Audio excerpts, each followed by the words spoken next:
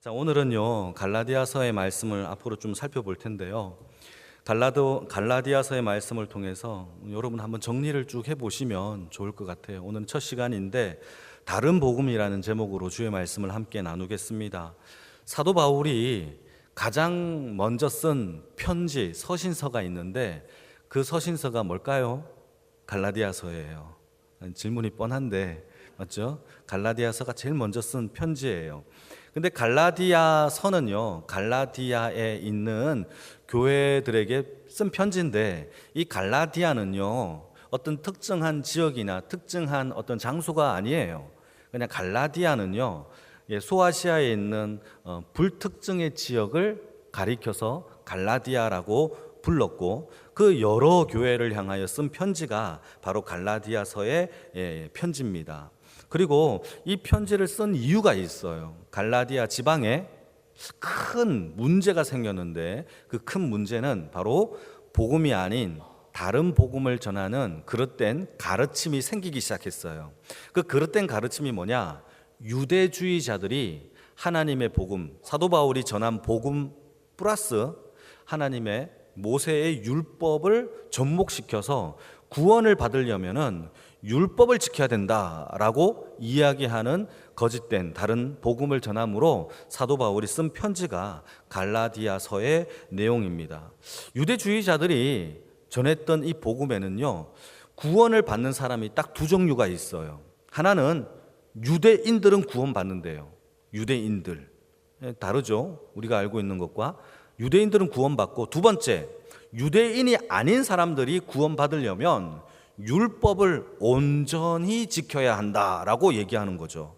그러니까 우리가 회심을 받는다라고 하면 우리가 하나님 앞에 회개했고 회심되었다라는 것은 하나님의 율법을 온전히 지키는 자가 된다라고 하는 것과 일맥상통하는 것으로 주장을 하며 가르쳤던 거예요. 근데 사도 바울이 이런 이야기를 듣고 너무 깜짝 놀라는 거예요. 뭐가 깜짝 놀랐느냐? 사도 바울이 전했던 하나님의 복음, 그리스도의 복음을 받았던 성도들이 너무 빨리 이 복음에서 변질되어 유대주의자들이 얘기하고 있는 다른 복음을 믿고 순종하며 살아가는 것을 보고 깜짝 놀란 거예요. 그게 오늘 본문의 이야기가 나오는 겁니다. 그래서 여러분 한번 읽어볼까요? 갈라디아서 1장 6절 말씀이에요. 한번 읽겠습니다. 시작. 그리스도의 은혜로 너희를 부르신 이를 이같이 속히 떠나 다른 복음을 따르는 것을 내가 이상하게 여기노라. 이상하죠? 사도 바울이 이 편지를 쓰면서 그런 이야기를 이제 하는 겁니다. 그러니까 갈라디아서는요, 뭐 칭찬이라든가 이런 얘기는 없어요. 처음부터 갈라디아 교인들에게 하나님의 복음을 받았던 너희들이 어떻게 속히 복음을 떠나 그릇된 복음을 따르면서 그렇게 살아가느냐에 대한 이상히 여기는 거에 대한 책망인 거예요. 이상히 여기다라는 것은요, 헬라 말로 감탄하다 이런 뜻이에요. 다시 말해서 이렇게 빨리 떠나 내가 정말 감탄할 만큼 놀랄 정도다라고 하는 이야기인 거죠. 여러분, 복음에서 쉽게 왜곡되고 있는 이 모습을 사도 바울이 가슴을 치며 쓴 편지가 바로 이 갈라디아서입니다. 만약에 유대주의자들이 이야기하고 있는 율법을 지킴으로 구원을 받는 게 맞다면 예수님의 십자가의 구원은요, 가짜예요. 우리는 은혜로 구원을 받은 줄 믿습니까? 은혜예요. 근데 그것을 다시 육체 율법으로 바꾼다면 십자가의 구원을요, 말짱도둑 만드는 거예요. 여러분, 그래서 사도 바울은요, 칭찬 없이 책망과 이 부분에 대해서 실망을 가득 담아 놓은 책이 바로 갈라디아서입니다. 그러면서 하는 말이 점차 이 사도 바울이 유대주의를 따라가는 너희들을 향하여서 점점 감정이 고조되면서 갈라디아서 5장 12절 말씀에는요, 이렇게 얘기합니다. 너희들이 할례를 받다가 차라리 할례 받는 그 칼에 찔려 죽었으면 좋겠다, 이렇게 얘기를 해요. 그게 갈라디아서 5장 12절에 나와요. 그러니까 여러분, 이게 얼마나 과격한 표현입니까? 그것은 그만큼 이 사도 바울은 이단을 따라가는 유대주의를 따라가는 것에 대하여 엄청난 경계와 경고와 그렇게 대한 책망을 하고 있는 것으로 우리가 이해하면 되는 거예요. 그래서 오늘 본문을 통하여서 여러분 사도 바울이 도대체 갈라디아서에서 무엇을 이야기하고 있는지에 대해서 한번 몇 가지의 내용을 살펴보려고 합니다. 그래서 사도 바울은요, 자신이 전한 복음이 진짜이고 유대주의자들이 얘기하고 있는 것이 가짜이다라고 설명하기 위해서 가장 먼저 언급하고 있는 게 자신의 사도성이에요. 나는 가짜가 아니야, 난 진짜야 라고 하는 예수님으로부터 부여받은 사도성을 가지고 있어. 이걸 강조할 수밖에 없는 거죠. 예를 들어서 제가 복음을 전하는데 제가 목사가 아니라면 여러분 제 이야기를, 설교를 듣겠습니까? 근데 저는 난 진짜 목사예요, 안수 받았어요 라고 여러분들한테 강조하고 그것부터 의심하는 것을 해결해야 말씀이 제대로 들어가지 않겠습니까? 사도 바울도 마찬가지예요. 사도라는 것은요, 여러분 어떤 거냐 하면은, 여러분 사도라는 이 직분은요, 처음부터 예수님과 함께 동행하며 예수님께 말씀을, 교육을, 훈련을 받은 사람들, 제자들을 가리켜 사도라고 얘기한단 말이에요. 그런데 유대인들이 생각할 때에 예수님과 함께 따라다녔던 12명의 제자가 아닌 이 사도 바울이 어떻게 사도가 되느냐라고 질문 던질 수 있죠. 그래서 사도 바울은 갈라디아서 1장 11절 말씀부터 무엇을 설명하느냐, 내가 하나님 앞에 사도되었다라는 것을 증명하기 위하여 11절부터 쭉 설명하고 있는 거예요. 한번 읽어볼까요? 11절 12절입니다. 같이 읽겠습니다. 시작. 형제들아, 내가 너에게 알게 하노니 내가 전한 복음은 사람의 뜻을 따라 된 것이 아니니라.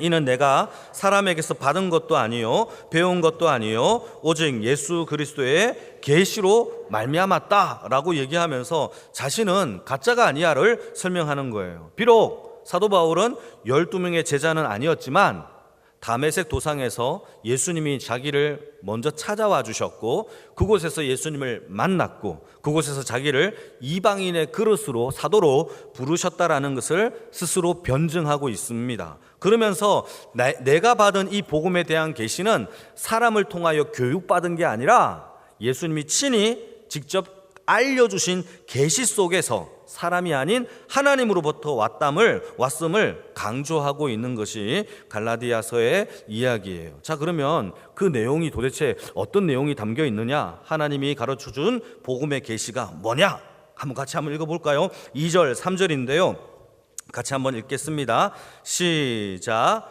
함께 있는 모든 형제와 더불어 갈라디아 여러 교회들에게 우리 하나님 아버지와 주 예수 그리스도로부터 은혜와 평강이 있기를 원하노라. 사도 바울이 편지를 쓰면서 가장 먼저 갈라디아 교인들에게 메시지를 전하는 것 중에 하나가 2절 3절 중에서 우리가 주목해 봐야 될 게 하나 있는데, 이 편지를 쓰는 이유가, 내용이 이 사도 바울의 독단적인 생각을 전하는 게 아니야를 얘기해요. 그러면서 2절 말씀에 내가 쓰는 이 편지는 나와 함께한 형제들과 함께하여 너희들에게 쓰는 편지다라고 설명을 하는 거죠.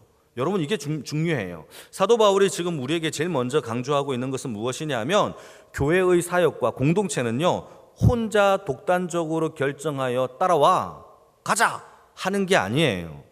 함께 연합하여서 공동체의 몸된 교회를 세워나가고 연합하고 함께함이 더 중요하다라는 것을 성경은 얘기하고 있어요. 여러분, 이걸 믿으시면 아멘.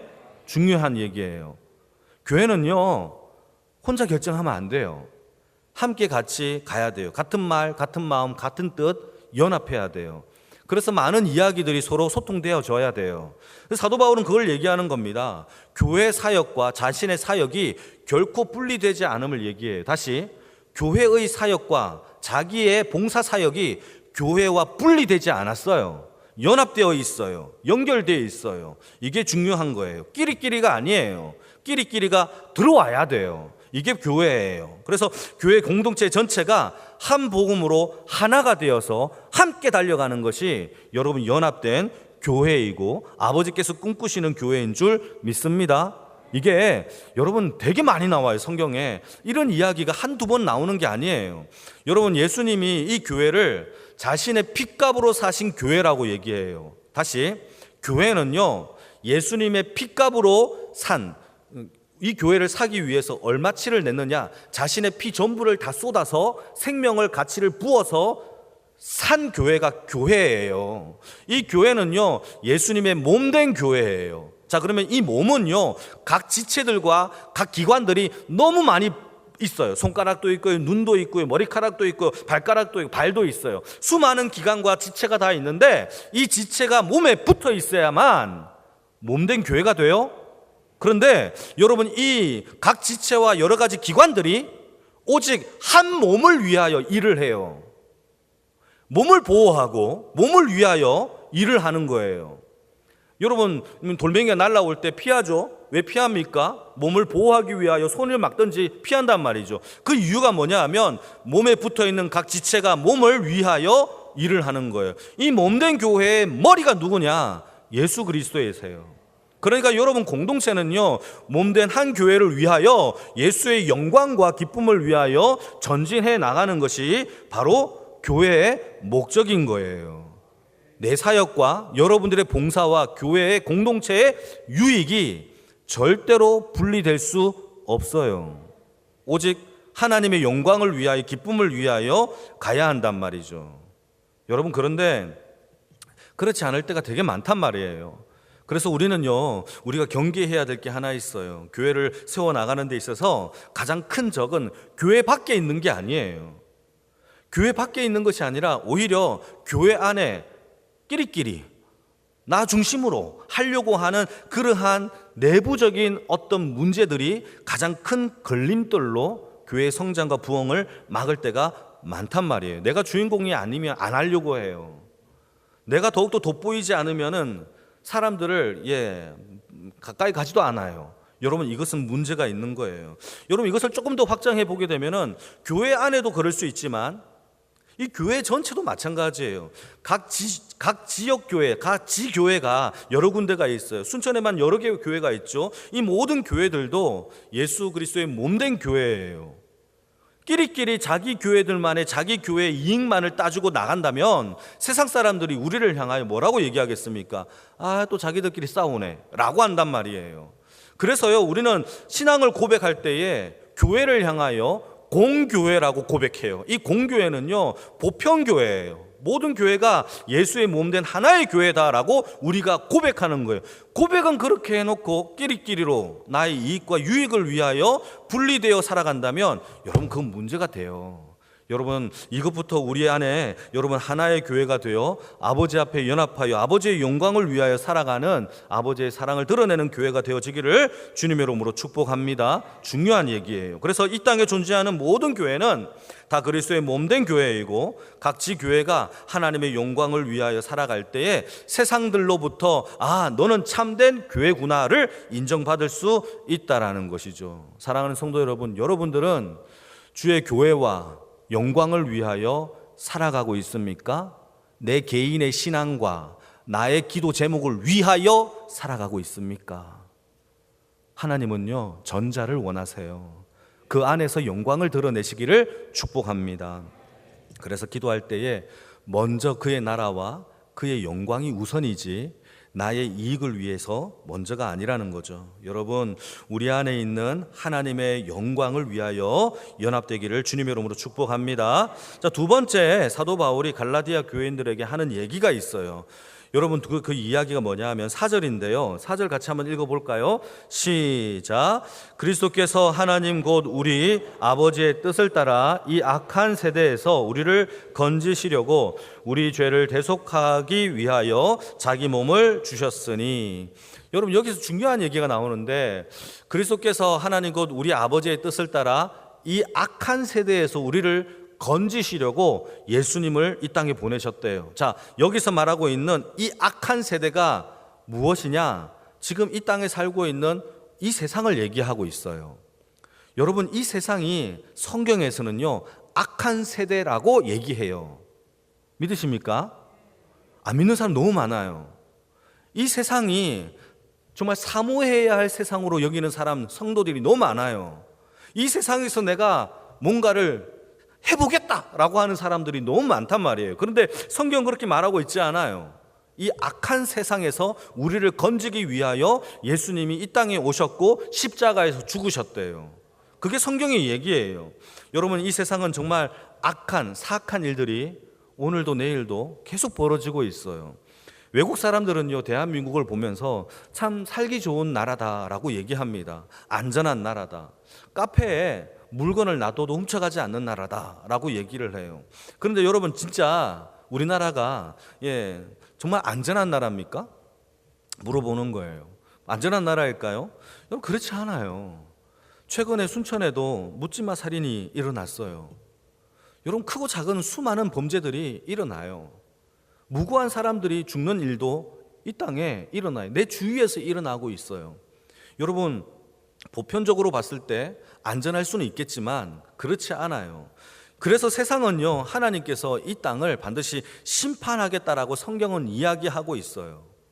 여러분, 이 땅은 우리가 사모하고 사모하여 이 세상을 품고 살아가야 할 그런 세상이 아니라, 여러분, 이스라엘 백성들이 출애굽하여 가나안 땅에 들어갔던 것처럼 하나님은 저와 여러분들에게 이 땅을 탈출하여 하나님의 나라로 들어오라고 예수를 이 땅에 보내신 줄 믿습니다. 탈출해야 할 세상이에요. 그 탈출 방법이 뭐죠? 십자가의 복음이고 예수 그리스도밖에 없다라는 거죠. 문제는요, 중요한 거는 많은 크리스찬들이 이 땅을 탈출해야 할 땅으로 안 본다는 거예요. 좀 더 좋게, 좀 더 많이, 좀 더 행복하게, 좀 더 유익하게, 안락하게 이거를 계속 추구한단 말이에요. 이상해요. 성경과 전혀 다른 길로 가고 있어요. 그러나 여러분, 하나님은 그렇게 말하고 있지 않아요. 이 세상에 나온 향락과 유행과 문화와 이 화려함을 따라가지 말래요. 세상의 풍족을 쫓아 풍족대로 따라갈 때에 악한 영들과 함께 심판할 것이다라고 성경은 얘기하고 있죠. 여러분, 이 땅에서요, 점차 여러분, 가장 부러워하는 사람들이 일하지 않고 부자의 아들로 태어나 놀고 먹고 살아가는 사람을 이 세상에 가장 부러워하는 사람 중에 한 명이래요. 그러면서 일하지 않고 돈 벌려면요, 어떻게 해야 되는지 아십니까? 어떻게 해야 될까요? 일하지 않고 돈을 많이 벌려면 우리 집사님 기도하셨는데 우리 경찰이잖아요. 일하지 않고 돈을 많이 벌려면 사기쳐야 돼요. 맞잖아요. 근데 요즘에 사기가 너무 많아요. 전화 받기도 두려워요, 이제는요. 여러분, 이러한 것이 지금의 모습이, 그런데 이것에 대하여 죄악이라고 여기지 않고 이 세상에 대하여 하나님 앞에 정말 경각심을 가지고 살아가는 사람들이 점점 없어지고 있다는 게 문제예요. 아내와 얘기하다가 요즘은요, 제가 아내와 함께 얘기하다가 요즘은 부흥의 시대가 아닌 것 같아, 이런 얘기를 서로 나누면서 이제 마지막 때가 되어서 마지막 때는 알곡과 쭉정이를 구별하는 시대가 아닌가. 하나님이 부흥의 시대가 아니라 이제는 부흥 이후에 진짜와 가짜를 구별하는 그 거름망을 걸쳐서 여과기로 걸러내는 그러한 시대를 살고 있는 것 같아 라고 함께 얘기했던 적이 있어요. 불과 일주일 전에. 여러분은 어떤가요? 우리의 지금 이 땅에 어떤 모습인가요? 우리가 사도 바울이 이야기하고 있는 이 경고를 우리는 기억해야 됩니다. 사도 바울만 경고한 게 아니에요. 복음서에 보게 되면은 마지막 때 심판받을 때 예수님이 두 가지 샘플을 주세요. 첫 번째 샘플은 무엇이냐면 노아의 홍수의 때를 기억하라. 두 번째는요, 소돔과 고모라의 때를 기억하라. 이 두 가지 때를 기억하면서 인자의 때도 그러하다라고 얘기를 해요.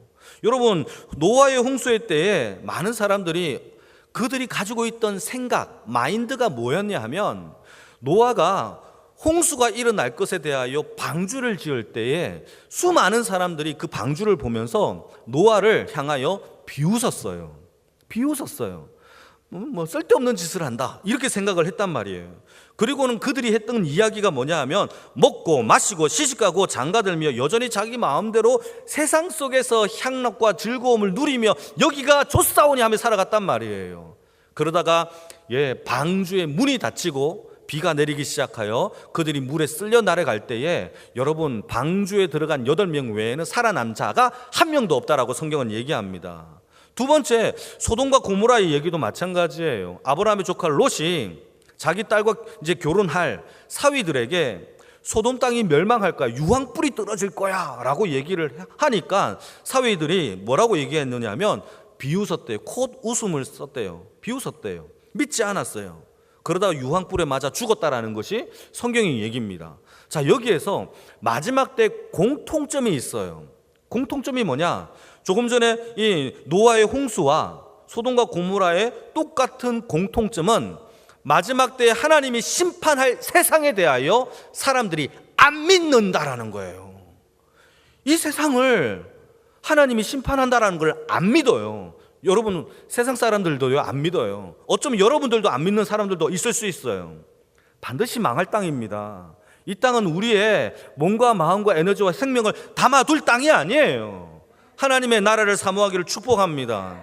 그게 하나님께서 우리에게 마지막까지 요구하는 거예요. 그러면서 하는 말이 인자의 때도 그러하다라고 얘기를 하고 있습니다. 한번 읽어볼까요? 누가복음 17장 27절에서 30절 말씀인데 천천히 한번 읽어보겠습니다.